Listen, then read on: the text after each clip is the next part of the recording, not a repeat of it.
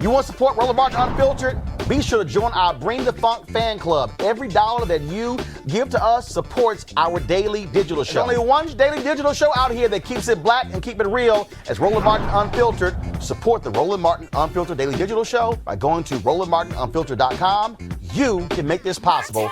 In Atlanta, there was a preliminary hearing taking place in the Ahmaud Arbery case. We're going to start with that one today. Folks, shocking testimony revealed. Happened today. Listen to this right here. All right, I was kept there. Thank you, sir. The last thing that I think I need to talk to you about, well, the last couple things, this is going to involve an uncomfortable conversation, and you and I have talked about this a couple of times. Is that correct? Yes, sir, we have. You know that I want to ask you about a particular quote that Travis McMichael stated on the crime scene that was overheard by one of the defendants and shared with investigators prior to police arriving, correct? That's correct, yes, sir. And though this may be an uncomfortable conversation for the benefit of the court and for the record, we're making it clear that this is not your quote, it's not the GBI's quote.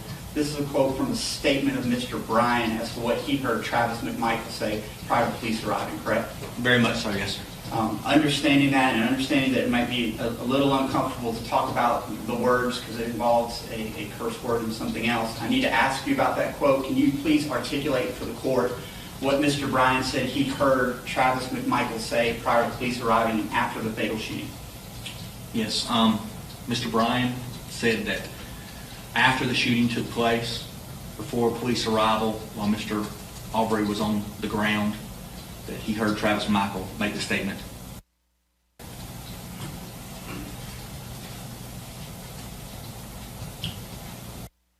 He stood over the body of Ahmaud Arbery and actually called him a nigger. My pal, Dr. Greg Carr, chair of the Department of Afro-American Studies, Howard University, Erica Savage Wilson, host of Savage Politics Podcast, Reese Colbert, Black Women Views. Greg, I want to start with you. A lot of things we heard today that stood out the most. It's clear this was a hate crime. They also lied by saying that, he was trying to carjack us. No evidence thus far.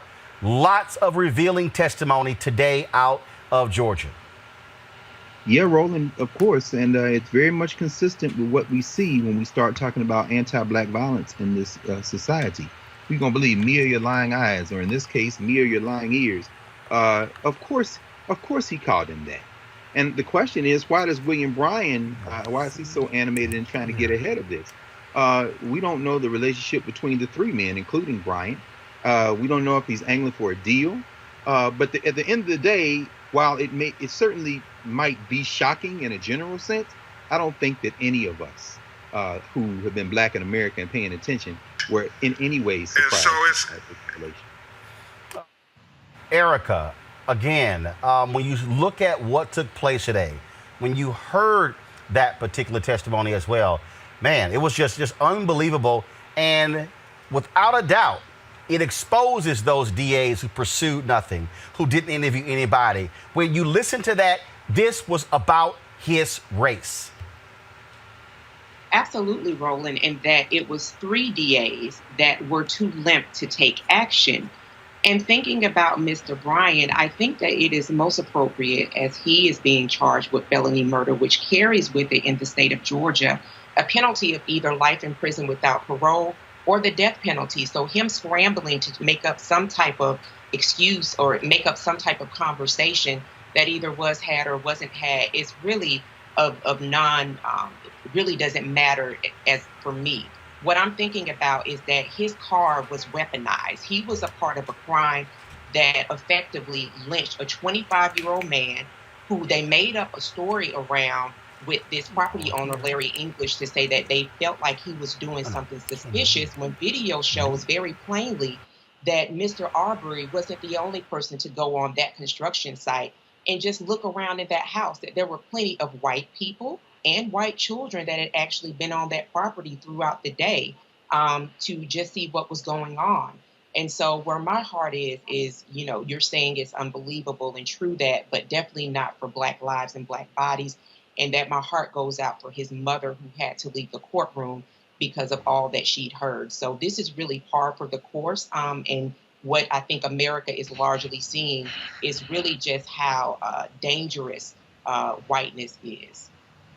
Again, it's an all-day hearing that lays out the preliminary facts, and it's just, again, listening to this is not the full case, but listening to this, how in the world could any DA come to the conclusion, no need to make charges? These white DAs were trying to protect these white men for killing, chasing down, and lynching a black man.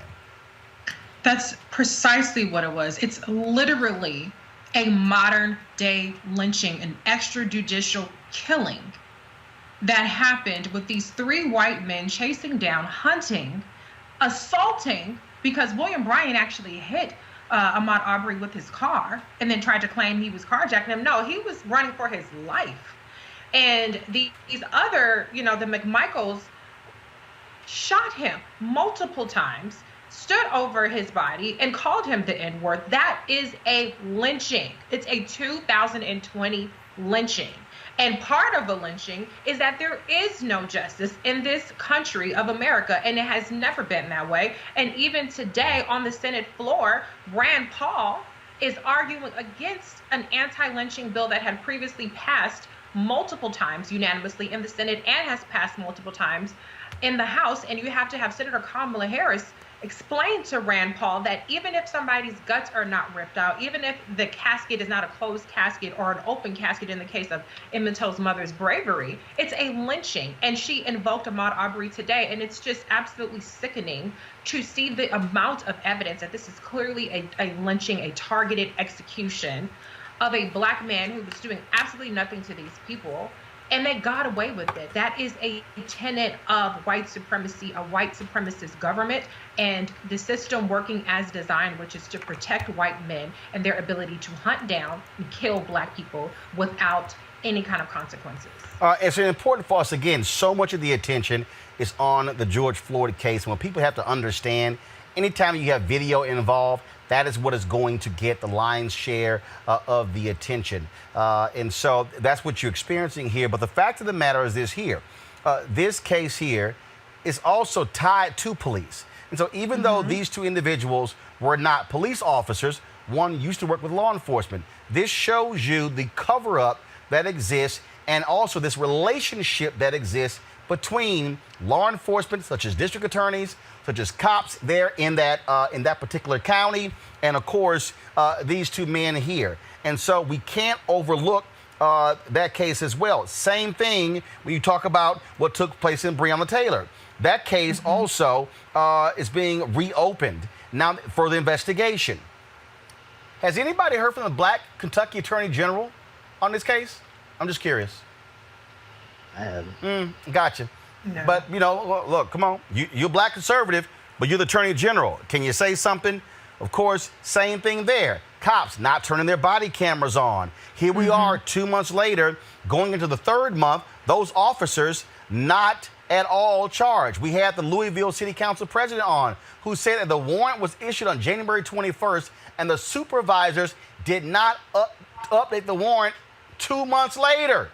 Had the supervisors simply updated the warrant, there would have been no need for a no-knock warrant on the home of Breonna Taylor. Well, Roland, I think this is important. What you observe, what you're pointing out is very important to understand. 2 things. Number one, every white person in the country is deputy police. When we look at whiteness in its policing dimension, the police are the official people who wield violence. But a white person dealing with a black person can become deputy police in this sense. So there's expanded field of violence, certainly in the South, where the slave patrols were the origin of policing. So, of course, there's going to be an organic relationship. That's number one. Number 2, especially when they were ex-law enforcement, as the case with the father. But number 2, this is very important. I think we have to be careful now because it seems that there's a normative framework emerging for being able to charge police when it comes to black death. Do you have a video? Do you have an audio? If you don't, then you just take the police's word. And if you do, we're still going to try to undermine the credibility of even that type of evidence. But the most important thing finally to understand is that as these frameworks of violence operate, when we start talking about law enforcement, remember, Kenneth Walker, the charges would drop, but would reserve to represent them. So he isn't out of the woods yet. Remember that all of this, and you've been making this point, all of this street work, all of this general strike against the social order is what has caused the pressure that has led to the indictments in Minnesota and will ultimately lead to the indictments of, in the case of Breonna Taylor. I'm certain of that. I was down there today at 16th and H. And the young people there read a list of names that stretched over 20 minutes, and we were all on our knee. And Breonna's name, and when Breonna Taylor's name was raised, the name echoed across and bounced off the White House. My point is this: that's what's going to get those police officers charged, because the field of violence in which they operate is set up to exonerate them.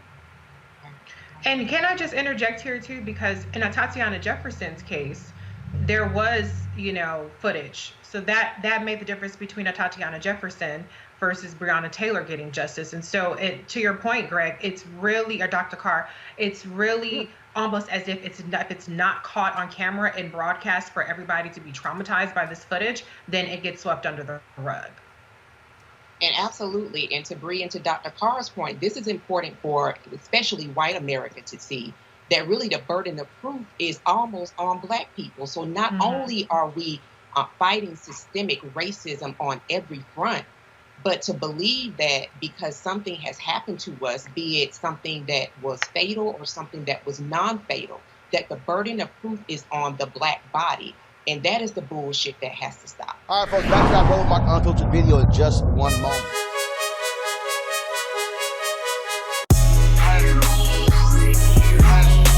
All right, folks, we support Black-owned companies. The folks at Ceek.com. Sister Mary Spiel, she created, of course, these headphones as well as this virtual reality headset right here. Phenomenal. The headset, of course, 360-degree 4D.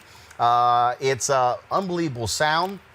In addition to the VR headset, you see right here, if you, of course, just pop it open, slide your phone right into it. You can look at the content on Ceek.com as well as other 360-degree videos. It's really, really great. All this created by this sister, Black-owned, folks. Go to Ceek.com, Ceek.com. Put in this code right here, RMVIP2020, RMVIP2020. And you can actually get that. And so, of course, using that code, part of the proceeds go back to our show. This is what we do. Black businesses, helping Black businesses, all been able to grow and thrive together. And so we certainly appreciate partnering with them.